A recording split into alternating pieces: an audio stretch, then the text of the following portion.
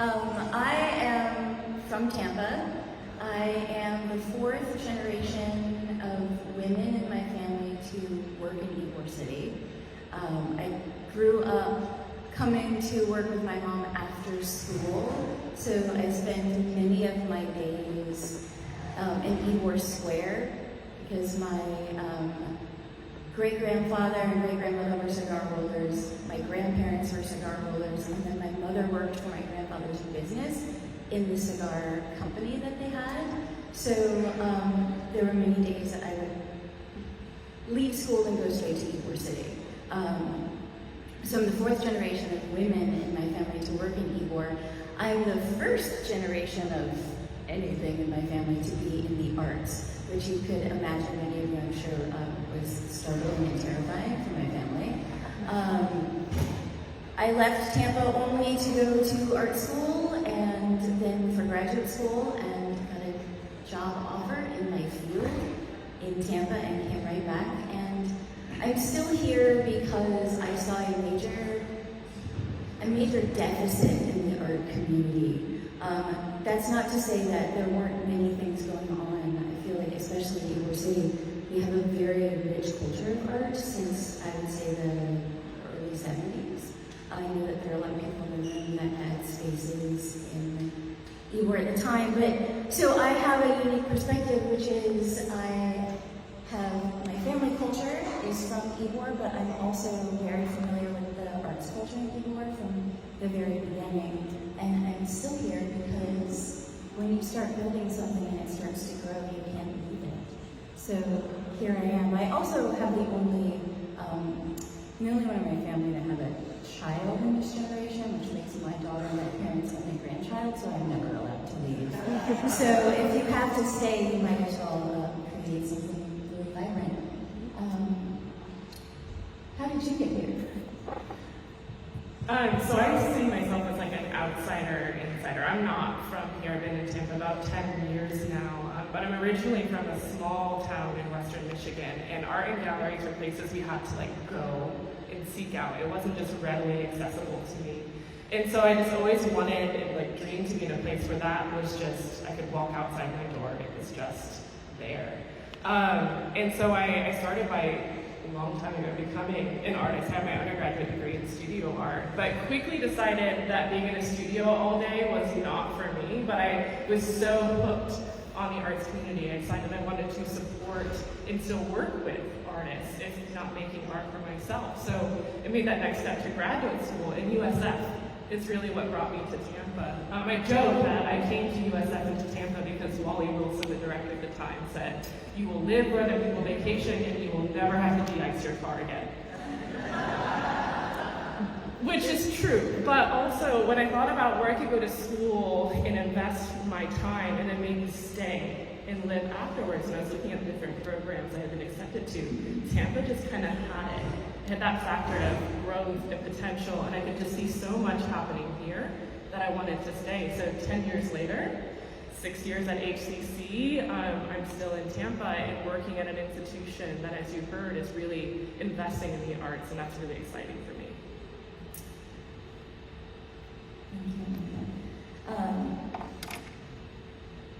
I think that one of the major things that we're supposed to talk about today is innovation in the arts, and I worked at HCC for a long time. I was there with a different leadership than you were for quite some time, and it had its ups and downs, but I think that one of the most important things to talk about is the power of yes and how arts are innovative in, especially in English culture.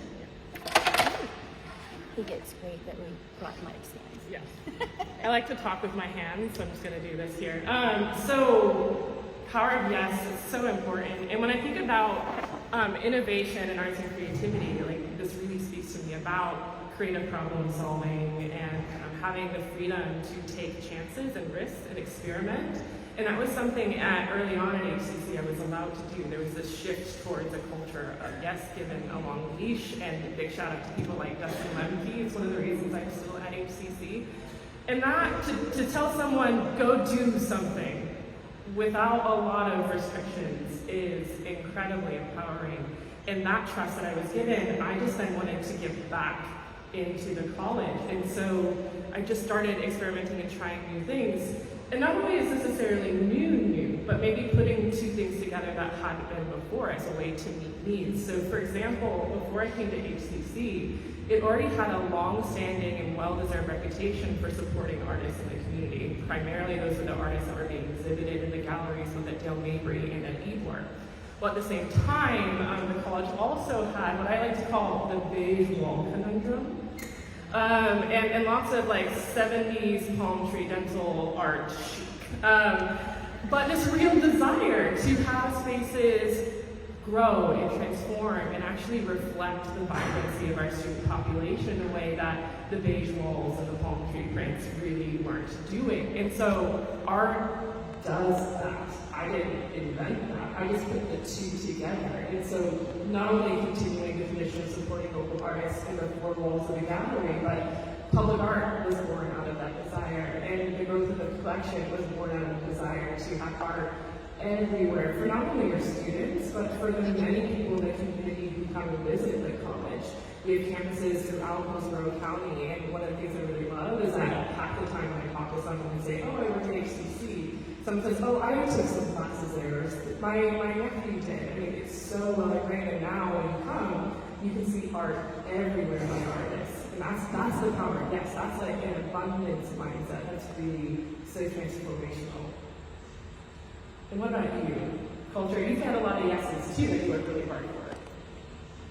I have a lot of yeses because I had a lot of no's leading up to that, and I think it's really important before I make this statement to preface it with I had no desire to talk negatively about a place that was really, really positive in my life for a very long time. I worked at HCC for 22 years before I left to run Tempus full time.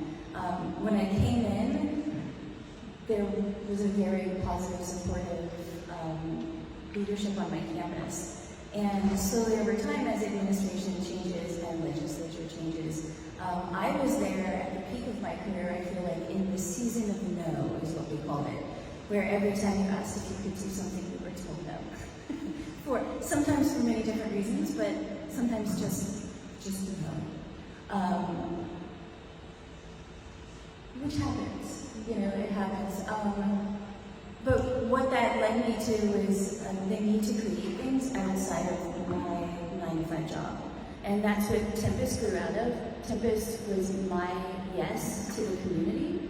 And so you have to make your own way. In fact, our sort of unofficial slogan is make your own luck.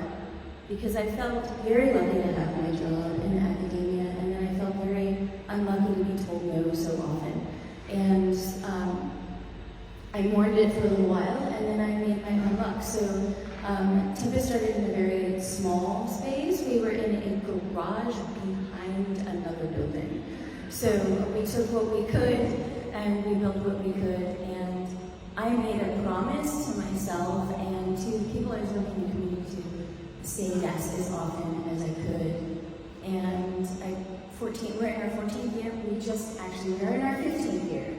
We just celebrated 14 years. So that has become my culture, I guess, is to take on almost any project that I can handle.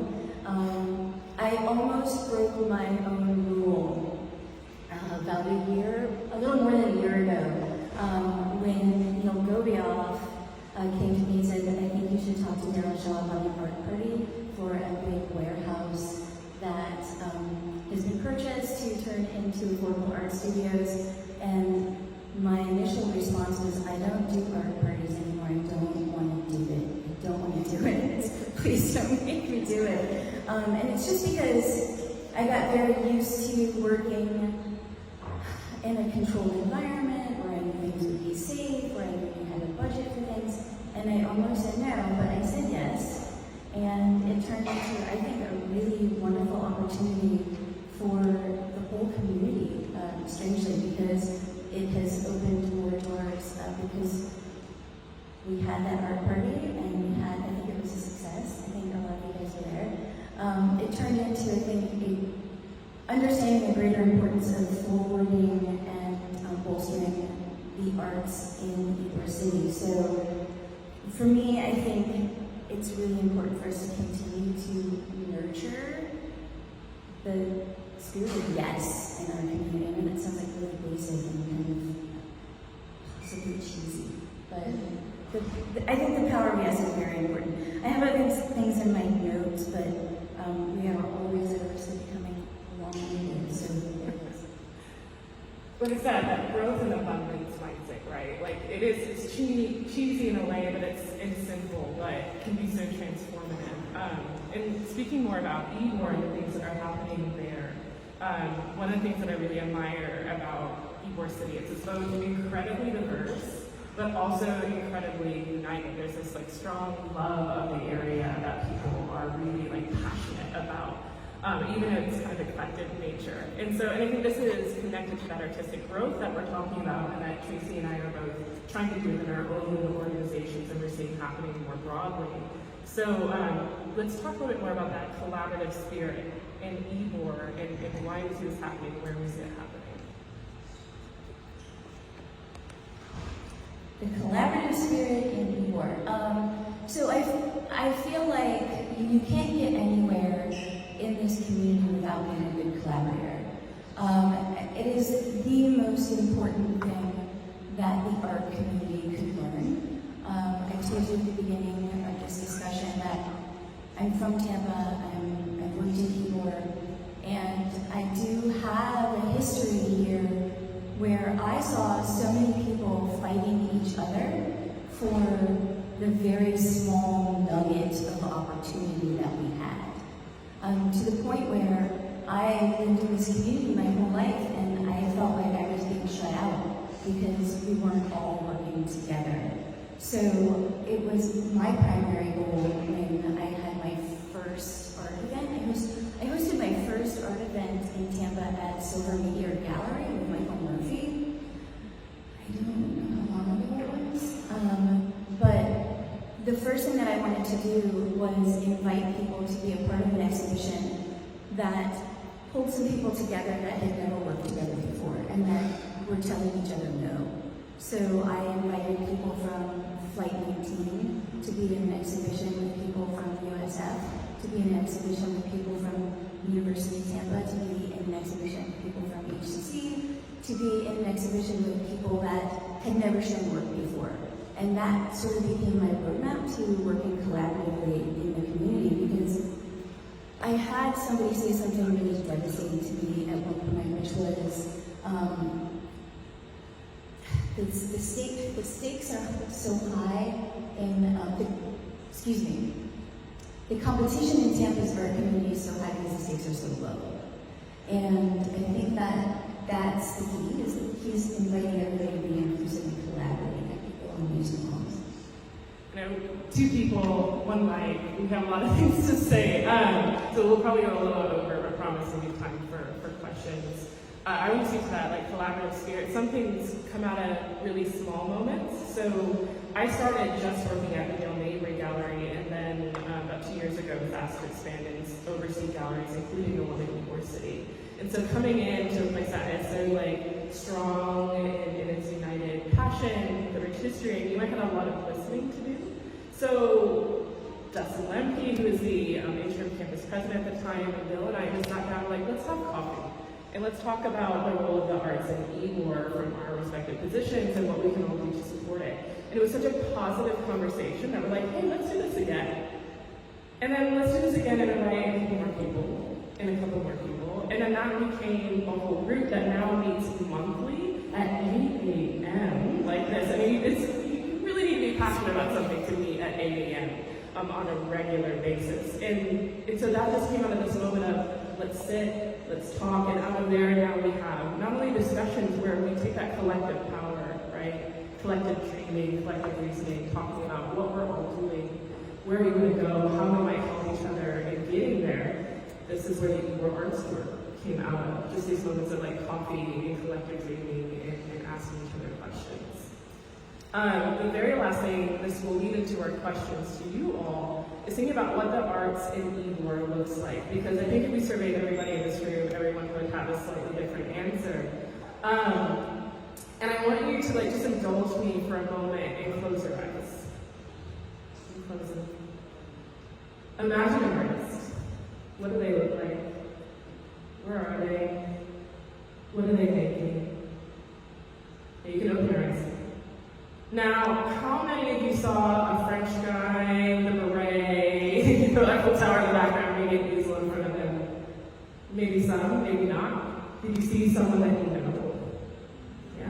Was it someone here? Were they working on an artwork that you have? Is it in your living room right now? If it's not, why? Maybe it should be. Right? And so we wanted to talk about this growth and all this positivity about the arts also faces some real challenges, right? And what this kind of abstract love of arts and culture has concrete solutions and concrete obstacles, right? I like that she hands me the microphone when it's time to talk about the problems in our community. There are challenges.